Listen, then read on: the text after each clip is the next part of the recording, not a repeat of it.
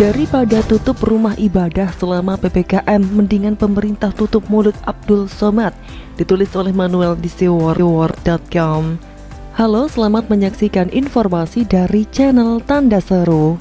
Setelah ngamuk-ngamuk soal dana haji yang berujung dia ngeper juga, sekarang Abdul Somad ini ngamuk-ngamuk soal rumah ibadah yang ditutup selama PPKM darurat. Selain Waketum MUI, Abdul Somad ini juga bisa dikatakan sebagai salah satu influencer banyak orang. Banyak orang yang dengan mudah dan dengan otomatisnya mendengar dan menganggap apa yang dikatakan Abdul Somad merupakan sebuah dalih kebenaran. Ini yang bahaya, dan sekarang dia mengatakan dengan jelas bahwa dia marah soal PPKM darurat yang harus menutup rumah ibadah. Penulis melihat apa yang dikerjakan para pendukung Prabowo dan Sandiaga Uno di tahun 2019 justru bukannya mendukung program pemerintah. Indonesia menutup pintu haji 2 tahun ini karena memang sederhananya Arab tidak memberikan izin. Jadi penutupan dari dua pihak. Saat itu Abdul Somad ngamuk-ngamuk dan mencak-mencak di hadapan para jemaahnya yang enggak takut COVID. Lalu setelah diminta klarifikasi oleh pihak terkait, Abdul Somad mendadak ngeper entah ketakutan di penjara atau enggak, mengatakan bahwa dia tidak tahu terkait pengelolaan dana. Ya, sekali boleh bebas, tapi sekarang ini Abdul Somad lagi-lagi bikin sensasi ngamuk-ngamuk saat mengetahui bahwa PPKM darurat mewajibkan rumah ibadah ditutup sementara. Padahal kita tahu bukan cuma rumah ibadah Islam, tapi juga rumah ibadah agama lain juga ditutup. Kami juga nggak suka rumah ibadah kami ditutup untuk menghindari laju penularan. Tapi kami tidak se-ekstrim itu karena kami tipe orangnya santai. Gereja itu kalau di dalam Kristen bukan hanya gedungnya. Gereja adalah umat-umat Tuhan yang memiliki satu resonansi dengan kebenaran. Ibadah fisik menjadi tidak mutlak meski banyak yang hilang dari sana. Persekutuan dan embodiment di dalam gereja hilang. Tapi kami percaya juga bahwa pandemi ini tidak selamanya memecah belah gereja Tuhan. Ini yang harus Abdul Somad pelajari. Ibadah di rumah setahu saya bisa dikerjakan kok. Tidak harus datang ke rumah ibadah untuk mendengarkan tausiah, bisa juga kok. Apalagi di Indonesia, sejak era Soeharto, tua-tua masjid kan banyak. Jadi ada satu khatib masjid datang ke masjid, lalu orang sekeliling juga bisa mendengar dari rumah. Silahkan kembangkan menurut keyakinan Anda. Saya duga marah-marahnya Abdul Somad ini bukan sekedar karena agama, tapi entah kenapa saya curiga Abdul Somad ini hanya marah-marah berdasarkan ketidaksukaan. Lagi pula beberapa orang penting di negara ini pasti mempertimbangkan banyak pihak untuk melakukan PPKM. Setuju atau tidak setujunya kita dengan PPKM itu satu hal, tapi kesadaran kita akan PPKM itu hal yang lain. Saya tidak setuju dengan PPKM. Saya sudah menyuarakan akibat-akibat yang muncul. Status pandemi macam ini juga saya tidak setuju. Suara-suara saya dan beberapa penulis senior cukup jelas. Akan tetapi ini hanya sebatas kritik dan saran, bukan marah-marah lalu memprovokasi orang dengan sengaja. Beberapa tulisan mungkin bisa dianggap provokasi, tapi itu sekali lagi merupakan pandangan orang lain terhadap tulisan. Tidak ada ajakan untuk pembangkangan. Apalagi para komentator yang menyerbu artikel Pak Alifur Rahman. Mereka bodoh, gak paham bedanya memberikan kritik dengan menghasut orang untuk melakukan pembangkangan. Jelas apa yang dilakukan Abdul Somad adalah upaya pembangkangan. Pengantin baru itu ngamuk-ngamuk, entah karena tidak puas kepada apa. Saya melihat ada hal yang cukup unik loh. Begini, mereka yang membangkang biasanya memang mudah dilacak masa lalunya. Kebanyakan dari mereka adalah oposisi Jokowi. Lihat saja Abdul Somad, lihat lagi Waketum MUI. Lihat lagi orang-orang yang cenderung membangkang, memprovokasi dan juga melakukan upaya pengerdilan proses vaksinasi dan protokol kesehatan dengan cara-cara yang tidak pantas. Pemerintahan Joko Widodo perlu dikritik, tapi bukan berarti melanggar prinsip-prinsip demokrasi. Abdul Somad ini sudah wajib dihentikan provokasinya.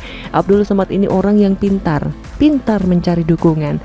Followers banyak sekali. Masalahnya Indonesia ini bukan kurang orang yang pintar, melainkan Indonesia kurang orang waras. Pandemi ini ada, nyata, dan memang gak harus ditakut-takutin seperti akun Dungu Pandemic Talks atau dokter juru bicara Anies Baswedan. Makanya kita harus dukung program pemerintah. Kalau PPKM ya PPKM, kecuali kalau memang pemerintah daerahnya aneh dan tidak bisa menjelaskan kenapa harus ada pos penyekatan di Suramadu atau PPKM di Bali yang pelan-pelan menyengsarakan masyarakat Bali. Kalau untuk urusan ibadah, nggak mati kan? Apa jangan-jangan ibadah nggak sepenting kerja? Menurut hemat saya, rumah ibadah nggak ditutup asalkan laksanakan protokol kesehatan ketat 5M. Harusnya bisa-bisa saja. Saya yakin pemerintah berat menutup rumah ibadah, perlu pertimbangan keras. Tapi ya kalau harus dilakukan ya lakukan. Namun menurut saya, daripada pemerintah tutup rumah ibadah, mendingan tutup mulut-mulut orang yang menghasut masyarakat semacam Abdul Somad, Waketum MUI, dan beberapa orang yang berpengaruh lainnya terhadap penyebaran virus ini. Misalnya, kalau belanja, kerja, nakes, makan dine-in dengan prokes, terus kena, ya mau gimana lagi? Ini fungsi vaksinasi, mengurangi resiko yang seperti ini. Tapi kalau hangout, makan-makan, tidak taat prokes, lalu ngumpul-ngumpul, hahaha hihi, lepas masker, muncrat-muncrat, ya kita hanya ngemil popcorn sambil nonton. Begitulah virus-virus. Lalu bagaimana komentar dari Anda?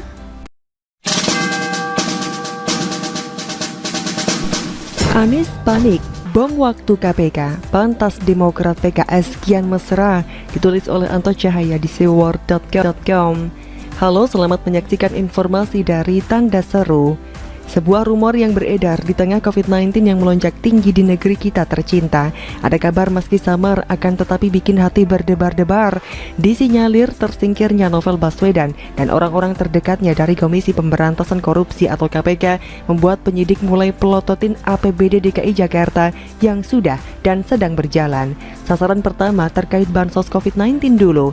Tentu ini membuat Anies Baswedan, jajarannya dan tak ketinggalan anggota TGUPP 50 orang sebagai mata dan telinga sang gubernur untuk sementara dibuat tak tidur nyenyak. Anies dikenal gubernur yang menggunakan APBD semaunya. Contoh nyata, dana Formula E yang nyaris sentuh angka 1 triliun tapi tidak ada kabar juntrungannya. Diketahui sebelumnya, KPK melakukan rapat koordinasi dan supervisi dengan pemerintah provinsi atau Pemprov DKI Jakarta. Kami harapkan ada keterbukaan sharing fakta lapangan dari rekan-rekan Pemprov DKI untuk bersama-sama kita cari solusinya, kata Ketua Satuan Tugas atau Kasatgas Koordinasi dan Supervisi Wilayah 2 KPK, Dwi Aprilia Linda Astuti, seperti dilansir terkini. Monitoring evaluasi program bansos dalam rangka penanganan COVID-19 ini sebenarnya juga sudah dilakukan sejak tahun lalu dan kita temukan banyak kendala seperti cleansing data karena perbedaan data dengan Kementerian Sosial, sambungnya. Ini jelas membuat auto panik bagi Anies Baswedan. Dulu saat Novel Baswedan masih di tubuh KPK, belum ada gerakan yang real menyasar seperti saat ini, sehingga publik mulai mendapatkan benang merahnya. Novel dengan segala kengototannya dan Anies dengan segala maunya. Ada sesuatu yang besar sedang menunggu Anies sampai nanti digantikan oleh PLT pada tahun 2022. Setelah itu Anies nganggur. Jika terbukti ada indikasi atau dugaan korupsi, maka ambisinya peres terkubur dalam-dalam jika tidak bisa dijadikan turning point. Partai Demokrat dan PKS kian mesra. Anies selama ini bisa jadi menciptakan bom waktu, tapi karena ada Novel Baswedan di KPK, merasa aman dan nyaman. Tapi kini sewaktu-waktu dapat meledak. Satu persatu tokoh politik yang selama ini mendukung mulai menjauh daripada kena cipratan. Terbukti PKS yang sejak awal begitu getol berusaha tonjolkan Anies mulai menjauh. Begitu pula Partai Demokrat melalui AHY beberapa kali sempat bertemu Anies dan suka membuat spekulasi publik.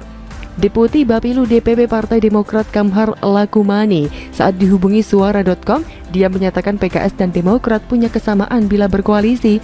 Tentunya terbuka untuk koalisi. Partai Demokrat dan PKS memiliki pengalaman kerjasama yang panjang 2 periode di pemerintahan Pak SBY dan bersama-sama pula 2 periode terakhir berada di luar pemerintahan, tuturnya. Dan kini keduanya, Demokrat dan PKS seperti sepakat menghindar dari Anies Baswedan.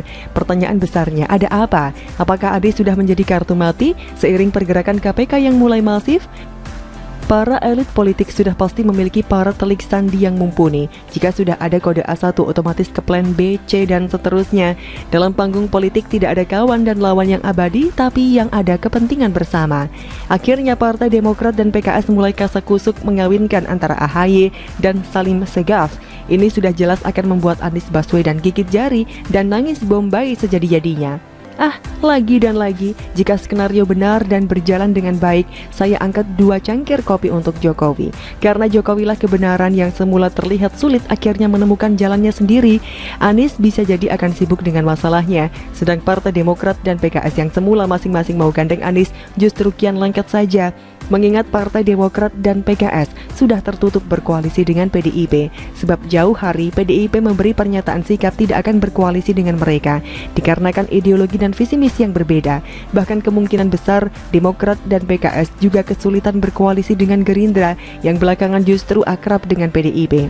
Saya menduga Demokrat dan PKS akan berusaha bangun koalisi dengan partai lain, tapi perlu diingat baik PKB dan Golkar masing-masing juga memiliki capres dari kadernya sendiri. PKB ada Muhaimin, sedang Golkar Airlangga. Hal ini yang bakal menyulitkan kata sepakat. Barangkali yang lebih cair P3 atau Nasdem. P3 tentu tahu diri tidak memiliki jago dan terbuka untuk figur dari luar. Lagi pula suara P3 juga tak nendang amat di tahun 2019, hampir saja tidak lolos Senayan. Suara secara nasional P3 6.323.147 atau 4,52%. Tapi yang pasti politik itu dinamis. Di injury time kadang bisa berubah arah angin. Dan baik, kita tunggu saja kapan bom waktu Anies meledak. Oh ya, jangan beritahu pendukung Anies Baswedan. Kasihan. Bagaimana komentar Anda?